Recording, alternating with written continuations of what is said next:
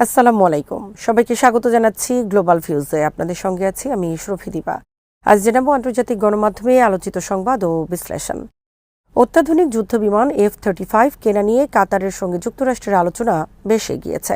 ইসরায়েলের সম্প্রচার মাধ্যম চ্যানেল 12 জানিয়েছে এই আলোচনা নিবিড়ভাবে পর্যবেক্ষণ করছে ইসরায়েল। গত নভেম্বরে মার্কিন প্রেসিডেন্ট ডোনাল্ড ট্রাম্প সৌদি আরবের কাছে এই যুদ্ধবিমান বিক্রির ঘোষণা দেন।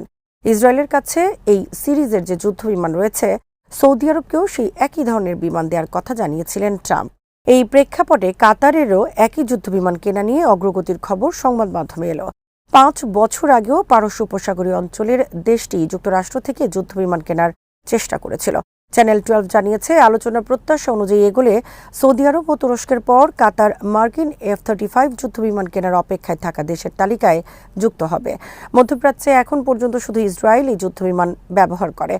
মধ্যপ্রাচ্য বিষয়ক সংবাদ মাধ্যম মিডল ইস্ট আই জানিয়েছে তুরস্ক ও সৌদি আরবের কাছে F-35 যুদ্ধবিমান বিক্রি না করতে ইসরায়েলের সরকার যুক্তরাষ্ট্রের সঙ্গে সক্রিয়ভাবে লবিং করেছে।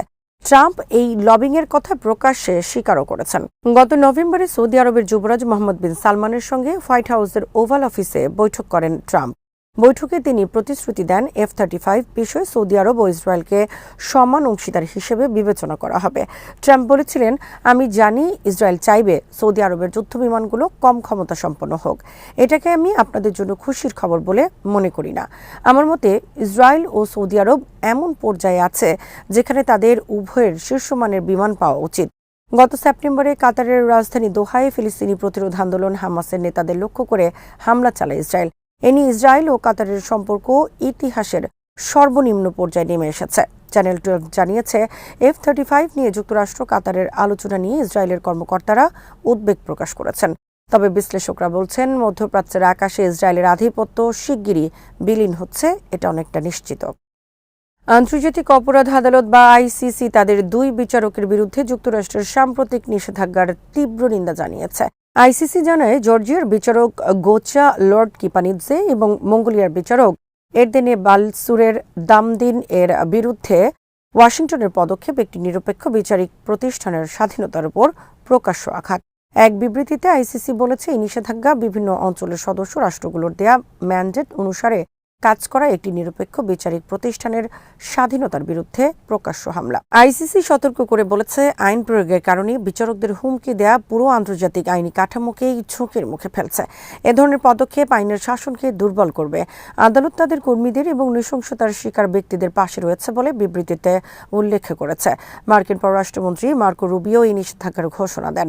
তিনি বিচারকদের বিরুদ্ধে ইসরায়েলকে লক্ষ্যবস্তু করার সঙ্গে সরাসরি জড়িত থাকার অভিযোগ আনেন।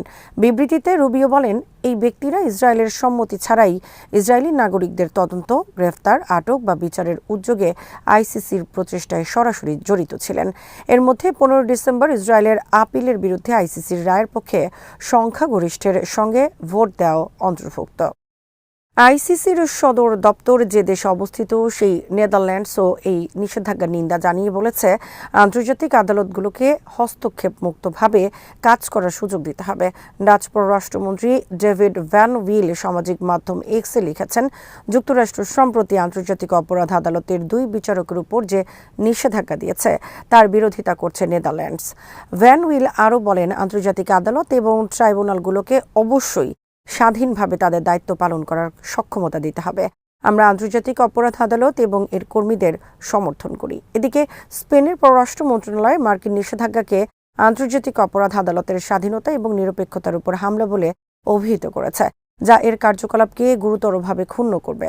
মন্ত্রণালয় ICCর প্রতি স্পেনের সমর্থনের উপর জোর দিয়ে বলেছে, এই আদালত মানবতার বিরুদ্ধে সবচেয়ে গুরুতর অপরাধের জন্য জবাবদিহিতা নিশ্চিত করতে এবং ক্ষতিগ্রস্তদের ক্ষতিপূরণ পেতে অনস্বীকার্য ভূমিকা পালন করেছে। 125 সদস্য রাষ্ট্র নিয়ে গঠিত ICC চলতি বছরের ফেব্রুয়ারিতেই কিছু বিধিনিষেধের মুখে পড়ে। তখন হোয়াইট হাউস দাবি করে যুক্তরাষ্ট্র ও ইসরায়েলকে লক্ষ্য করে নেওয়া অবৈধ পদক্ষেপের জবাব দিতেই এসব ব্যবস্থা নেওয়া হয়েছে। প্রেসিডেন্ট ডোনাল্ড ট্রাম্প এর জারি করা নির্বাহী আদেশের মাধ্যমে আরোপিত এসব নিষেধাজ্ঞার ফলে প্রয়োজনীয় বিভিন্ন সেবায় প্রবেশ সীমিত করা হয়েছে এবং যুক্তরাষ্ট্রে প্রবেশে নিষেধাজ্ঞা আরোপ করা হয়েছে। গাজায় চালানো গণহত্যামূলক যুদ্ধে মানবতার বিরুদ্ধে অপরাধ ও যুদ্ধাপরাধের অভিযোগে ইসরায়েলি প্রধানমন্ত্রী বেনিয়ামিন নেতানিয়াহু ও তার প্রতিরক্ষা মন্ত্রী ইয়োভ গালান্তের বিরুদ্ধে গ্রেফতারি পরোয়ানা জারির পরই এসব পদক্ষেপ নেওয়া হয়। ইসরায়েলগামী কয়েকশো টন সামরিক সরঞ্জামবাহী একটি জার্মান মালিকানাধীন কার্গো জাহাজকে কোনো বন্দরে ভিড়তে না দেওয়ার জন্য বিশ্বের বিভিন্ন দেশের সরকারের প্রতি জরুরি আহ্বান জানিয়েছে আন্তর্জাতিক মানবাধিকার সংস্থা অ্যামনেস্টি ইন্টারন্যাশনাল। সংস্থাটি সতর্ক করেছে এই জাহাজে থাকা মালামাল গাজায় চলমান গণহত্যা ও যুদ্ধাপরাধে সরাসরি ব্যবহৃত হওয়ার স্পষ্ট ঝুঁকি রয়েছে। অ্যামনেস্টি জানায়, পর্তুগালের পতাকাবাহী হোলগার জি নামের জাহাজটি প্রায় 440 টন মর্টার বোমার অংশ, প্রজেক্টাইল এবং সামরিক গ্রেডের স্টিল বহন করছে। গত 16 নভেম্বর জাহাজটি ভারত থেকে যাত্রা শুরু করে এবং বর্তমানে এটি পূর্ব ভূমধ্যসাগরে অবস্থান করছে। এর চূড়ান্ত গন্তব্য ইসরায়েলের হাইফা বন্দর। তদন্তে দেখা গেছে, এই মালামাল ইসরায়েলের বৃহত্তম প্রতিরক্ষা সরঞ্জাম নির্মাতা প্রতিষ্ঠান এলবিট সিস্টেমস এবং এর সহযোগী প্রতিষ্ঠান IMI সিস্টেমসের কাছে পৌঁছানোর কথা। এই কোম্পানিগুলোই ইসরায়েলি সামরিক বাহিনীকে যুদ্ধের অধিকাংশ অস্ত্র সরবরাহ করে থাকে। অ্যামনেস্টি ইন্টারন্যাশনালের পরিচালক এরিকা গুয়েভারা রোসাস বলেন, এই বিশাল পরিমাণ মারণ অস্ত্র কোনোভাবেই ইসরায়েলে পৌঁছতে দেওয়া উচিত নয়। যারা এই পরিবহনে সহায়তা করছে তারা আন্তর্জাতিক আইনের আওতায় অপরাধের সহযোগী হওয়ায় ঝুঁকিতে রয়েছে। অ্যামনেস্টি উল্লেখ করেছে, যেসব দেশ এই অস্ত্র পরিবহনের সহায়তা বা ট্রানজিট সুবিধা দিচ্ছে তারা জেনেভা কনভেনশন এবং আন্তর্জাতিক অস্ত্র বাণিজ্য চুক্তির সরাসরি লঙ্ঘন করছে। 2024 সালের জুলাইয়ের আন্তর্জাতিক বিচার আদালতের দেয়া নির্দেশ অনুযায়ী ইসরায়েলের অবৈধ দখলদারিতে টিকিয়ে রাখতে সহায়তা করে এমন সব বাণিজ্য ও বিনিয়োগ বন্ধ করা রাষ্ট্রগুলোর নৈতিক ও আইনি দায়িত্ব। বর্তমানে জাহাজটি মিশরের পোর্ট সাইদ বন্দরে নোঙর করার অপেক্ষায় রয়েছে। অ্যামনেস্টি সহ বিভিন্ন মানবাধিকার গোষ্ঠী মিশর সরকারকে জাহাজটি আটকের অনুরোধ জানিয়েছে। 2026 সালের ইউরোভিশন সঙ্গীত প্রতিযোগিতায় ইসরায়েলের অংশগ্রহণ এবং বেলজিয়ামের সরকারি সম্প্রচার মাধ্যম RTBF এর প্রতিযোগিতায় অংশ নেওয়ার সিদ্ধান্তের তীব্র নিন্দা জানিয়েছেন দেশটির 170 জন বিশিষ্ট শিল্পী ও সাংস্কৃতিক ব্যক্তিত্ব। গাজা ইসরায়েলের চলমান হামলার প্রেক্ষাপটে তারা এই প্রতিযোগিতা বর্জনের ডাক দিয়েছেন।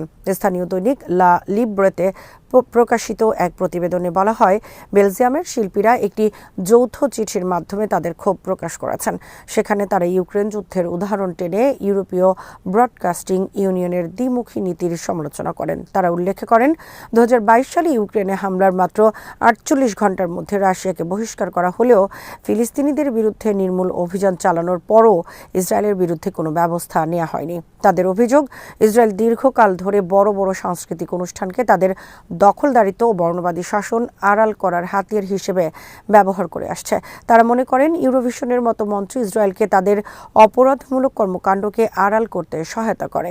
চিঠিতে বলা হয়, এই প্রতিযোগিতায় অংশ নেওয়া সরকারি চ্যানেলগুলোর নৈতিক ও আদর্শিক অবস্থানের চরম লঙ্ঘন। এতে স্পষ্টভাবে বলা হয়, যতক্ষণ পর্যন্ত মানবতার সাধারণ ভিত্তি পদদলিতকারী কোনো রাষ্ট্রকে স্বাগত জানানো হবে ততক্ষণ RTBF এর উচিত এই প্রতিযোগিতা থেকে সরে দাঁড়ানো।